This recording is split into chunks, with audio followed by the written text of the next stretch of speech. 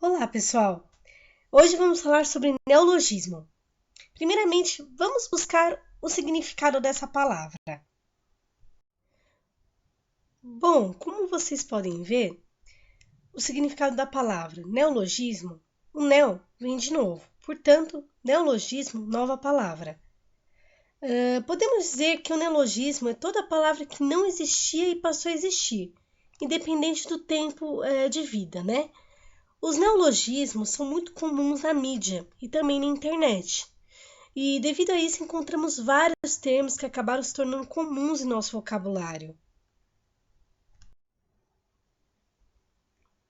Como foram criados e como ainda são criados? A língua ela está sempre se modificando. Palavras novas, as mais diversas origens, elas são incorporadas ao nosso idioma e logo muitas muito faladas, até escritas por nós. Assim passamos a utilizá-las com naturalidade no dia a dia. Então nós estamos visualizando aí três exemplos. Os neologismos eles podem ser criados a partir de palavras do nosso próprio idioma. Então, palavras que acabam se derivando de outras. E a gente cria uma nova palavra. Mas também podem pertencer a outro idioma. E a gente acaba nacionalizando, aportuguesando a palavra.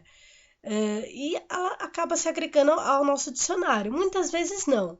Mas algumas palavras que não eram do Brasil, elas acabaram sendo trazidas para cá e se incorporando ao dicionário de língua portuguesa.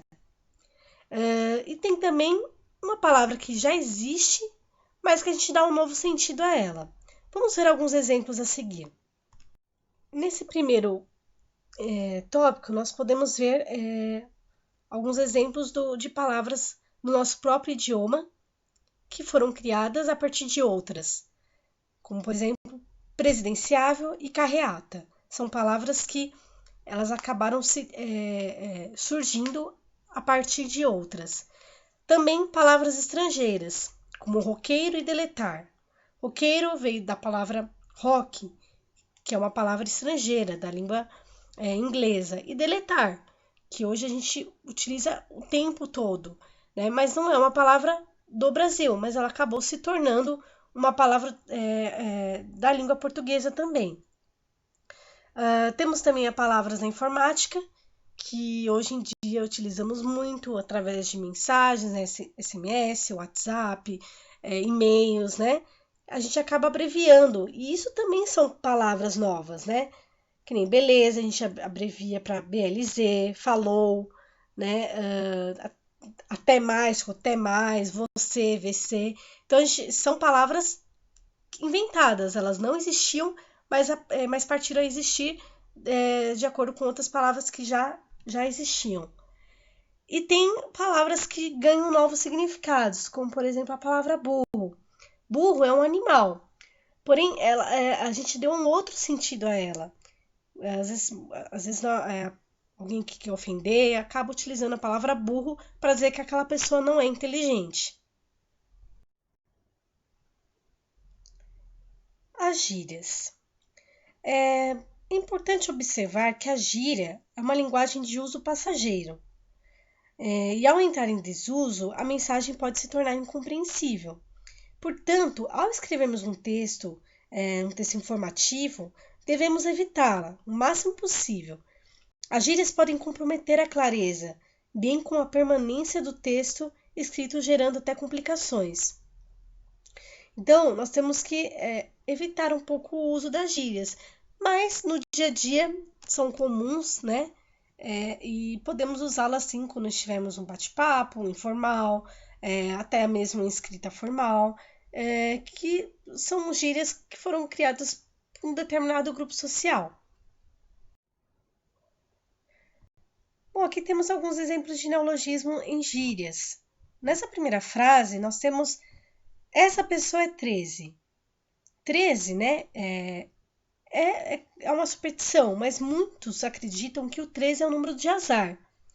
Portanto, as pessoas acabam se referindo a esse número a uma pessoa que é louca, não bate bem na cabeça. Então, ela virou uma gíria hoje em dia que muitas pessoas entendem o que isso quer dizer.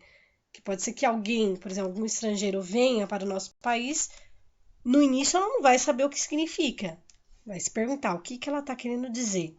Mas que nós aqui, como já utilizamos muito, já fica a entender, fica claro para muitas pessoas.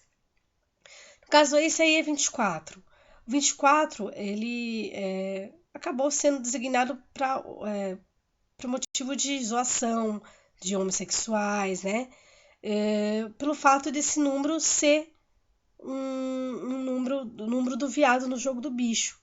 E muitas pessoas se referem ao homossexual como veado. Então, por isso que ficou um número reconhecido como o número do homossexual. O bandido usou uma 38. Hoje a gente entende, né? O bandido usou uma 38. Que você fala, uma 38. Na verdade, é uma arma de fogo, né? Um revólver. Então, às vezes a pessoa tá lá falando com um colega, é um truta. Aí vai falar, aquele cara usou uma 38. Ele não vai falar, aquele cara usou um revólver, usou uma arma de fogo. Não. Ele acha mais fácil falar a gíria, usou uma 38. Esse abraçou o jacaré. Essa gíria é um pouco mais antiga, mas foi muito usada, né? E pode ser até que seja usado por muitas pessoas hoje, né? Mas pelos antigos. Que é uma pessoa que se dá mal, está numa situação um pouco complicada. Isso aqui aquele cara é K9.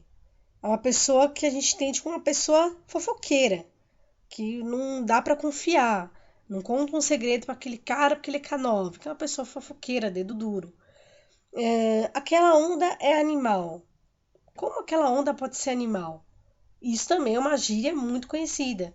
Hoje a gente fala animal, não no sentido, né, do ser, mas quer dizer que aquela onda ela é muito radical, muito legal. Então a gente acaba usando no dia a dia mesmo. Bom, nós temos dois tipos de neologismos. Temos o da linguagem natural e da linguagem artificial. Bom, com o avanço tecnológico, os modismos, as invenções exigiram a criação de novas palavras. Às vezes, palavras antigas podem ganhar um novo significado, como mostramos no exemplo anterior. Um novo sentido, né? Portanto, surgindo os neologismos.